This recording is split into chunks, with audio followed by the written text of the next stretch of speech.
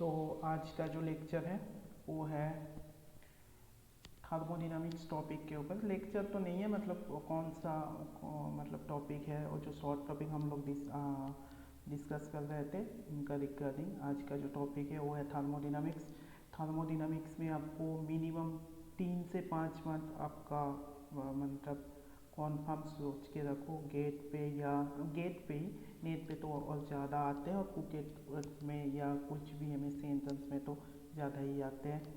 3 से 5 mark minimum only thermodynamics से। Stat हम लोग अलग से डिस्कस करेंगे। ओनली थर्मोडायनामिक्स पे 3 से 5 मार्क मिनिमम आते ही आते हैं, ठीक है। तो उनके कौन सा बुक आपको पढ़ना है, आपको ए बी गुप्ता का एक बुक है वो पढ़ सकते हैं आप। और जो लोग एकदम बेसिक से स्टार्ट कर रहे हैं वो एक बुक होते हैं निराली पब्लिकेशन का। ये बुक हम लोगों का जो टेलीग्राम चैनल है उसमें अवेलेबल है, वो आप देख सकते हैं कि निराली पब्लिकेशन का एक बुक आते हैं जो काफ़ी अच्छे हैं, मतलब एकदम बेसिक के लिए काफ़ी अच्छे हैं, वो आप पढ़ सकते हैं। तो इसमें कुछ 4 चैप्टर है, 4 से 5 चैप्टर है, कितने हैं देख लेते हैं। 4 चैप्टर है, आपको 4 अच्छे से पढ़ना होगा। तो 4 में से पहले जो चैप्टर है आपका काइनेटिक थ्योरी ऑफ गैस और केटीजी।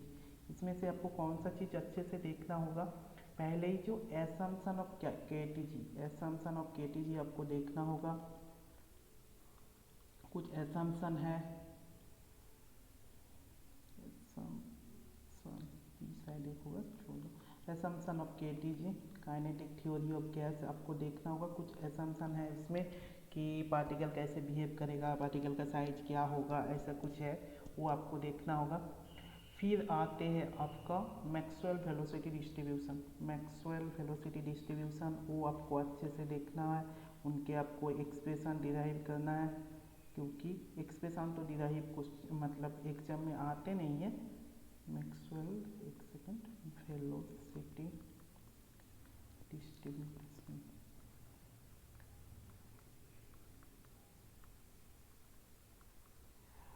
तो वो तो नहीं आते डिस्ट्रीब्यूशन आपको, मतलब मैक्सवेल वेलोसिटी डिस्ट्रीब्यूशन का तो डिराइव तो नहीं आते, बट आप काफ़ी क्वेश्चन आते हैं इसमें से।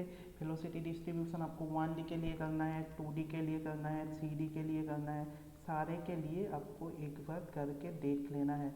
और ओनली मैक्सवेल वेलोसिटी डिस्ट्रीब्यूशन नहीं करना है आपको, वेलोसिटी के साथ साथ आपको मोमेंटम डिस्ट्रीब्यूशन भी करना है, और मोमेंटम और एनर्जी डिस्ट्रीब्यूशन भी करना है। यहाँ से भी आजकल क्वेश्चन आने लगे हैं। पहले तो कुछ साल पहले तो ओनली वेलोसिटी डिस्ट्रीब्यूशन से ही क्वेश्चन पूछा जाते थे, आजकल मोमेंटम डिस्ट्रीब्यूशन, एनर्जी डिस्ट्रीब्यूशन से भी क्वेश्चन पूछे जा रहा है। तो उनके बाद आते हैं आपका कुछ आरएमएस वेलोसिटी, एवरेज वेलोसिटी और most probable velocity. RMS, RMS, average, average और एमपीवी, मोस्ट प्रोबेबल वेलोसिटी। इससे काफ़ी क्वेश्चन आते हैं कि पूछ लेते हैं, एक याद रखना होगा या आपको पढ़ना होगा 1D, 2D एंड 3D के लिए, तीनों के लिए आपको देखना होगा, क्योंकि यहाँ से काफ़ी क्वेश्चन आते हैं आजकल। फिर आते हैं आपका degree of freedom. Degree of freedom तो अक्सर मतलब एक से पढ़ के ही आ रहे हैं, डिग्री ऑफ फ्रीडम ये भी फिर से आपको देखना है। मोनो एटॉमिक के लिए क्या है, डाई एटॉमिक के लिए क्या है, ट्राई एटॉमिक के लिए क्या है, कंपोजिट सिस्टम के लिए क्या होते हैं, ये सब आपको पढ़ना है ये इस काइनेटिक ऑफ थ्योरी चैप्टर में। और कुछ चीज़ है इस काइनेटिक थ्योरी ऑफ गैस में, लॉ ऑफ इक्विपार्टीशन थ्योरी और law of equipartition of energy, ये आपको देखना है।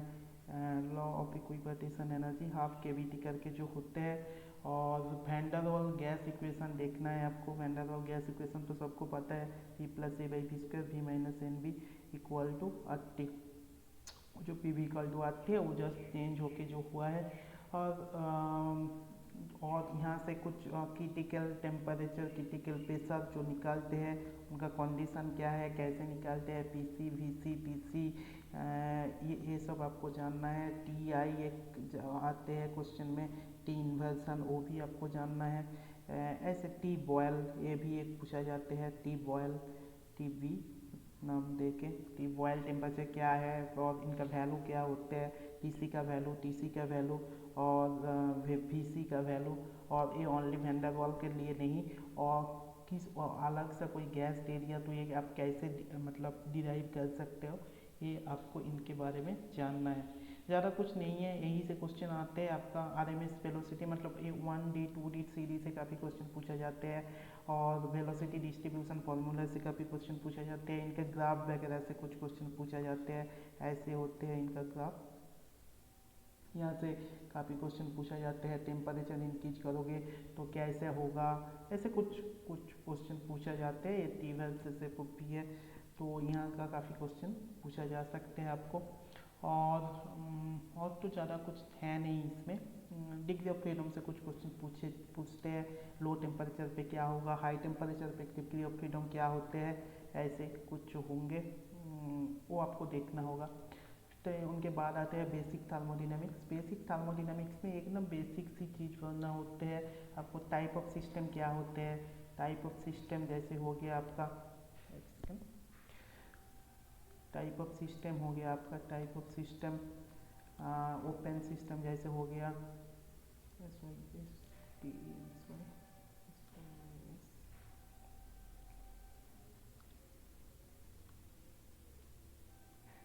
टाइप ऑफ सिस्टम जैसे थ्री टाइप्स ऑफ हो गया आपका, open, close and isolated. Open, close and isolated, इनका कंडीशन पूछा जा सकते हैं, मतलब आइसोलेटेड में कौन सा फिक्स्ड होगा, कौन सा क्लोज में क्या चेंज होते हैं, आइसोलेटेड में क्या चेंज होते हैं।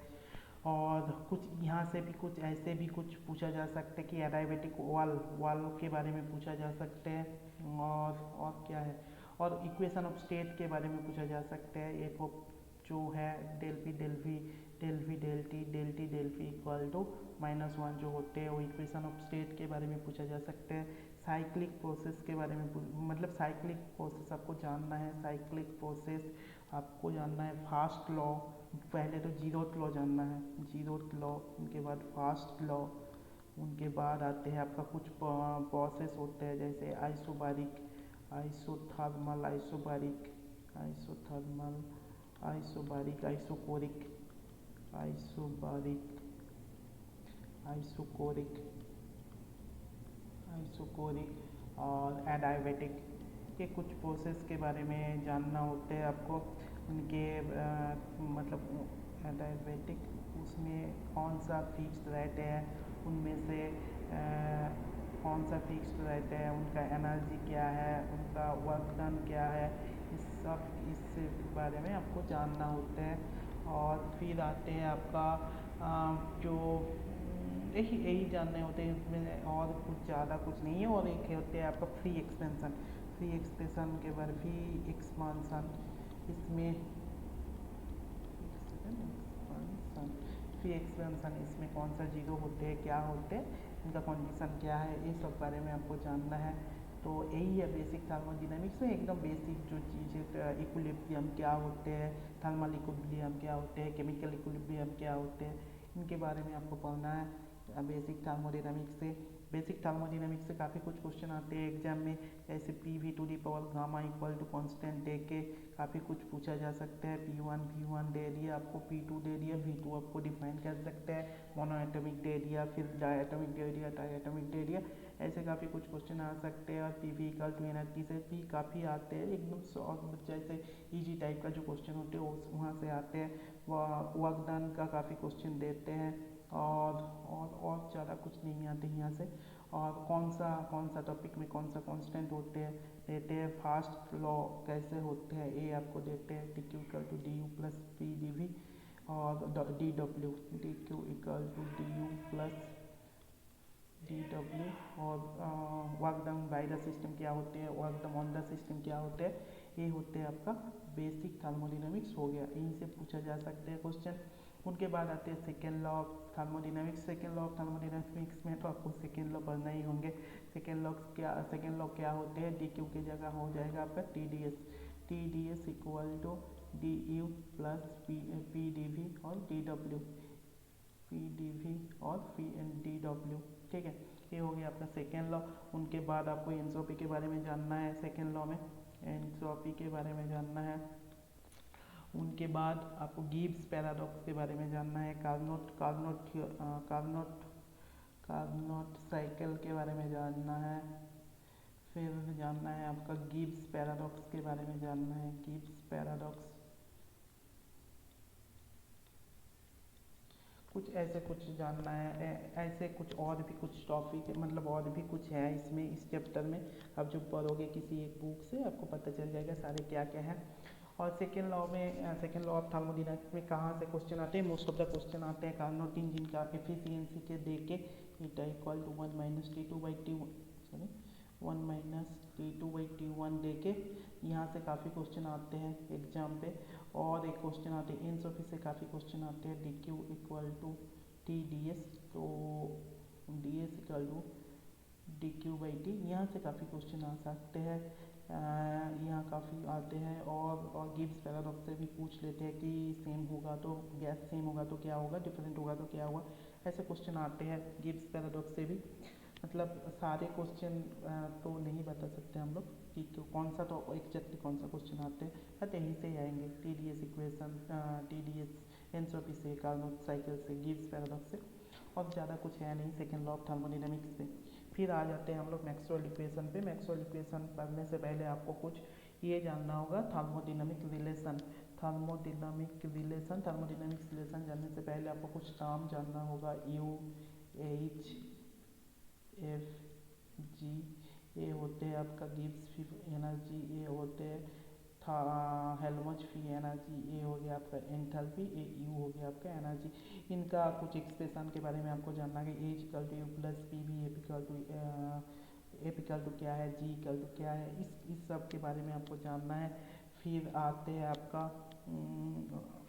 हैं आपका मैक्सवेल इक्वेशन, इससे रिलेट करके मैक्सवेल को जो चार रिलेशन है वो आपको जानना है। उनका कुछ शॉर्ट ट्रिक्स है, जैसे STPV करके, वो ऐसे ऐसे होते हैं, ये तो वो उनके बारे में जानना है। जो हम लोग क्लास करेंगे वो बता देंगे कि शॉर्ट ट्रिक्स क्या होते हैं, क्या कब माइनस होगा कब प्लस होगा, सब बुक में जो है काफ़ी लेंदी टाइप के होते हैं, वो हम लोग बता देंगे आप लोगों कि ये इनका शॉर्ट ट्रिक्स क्या होते हैं याद रखने की।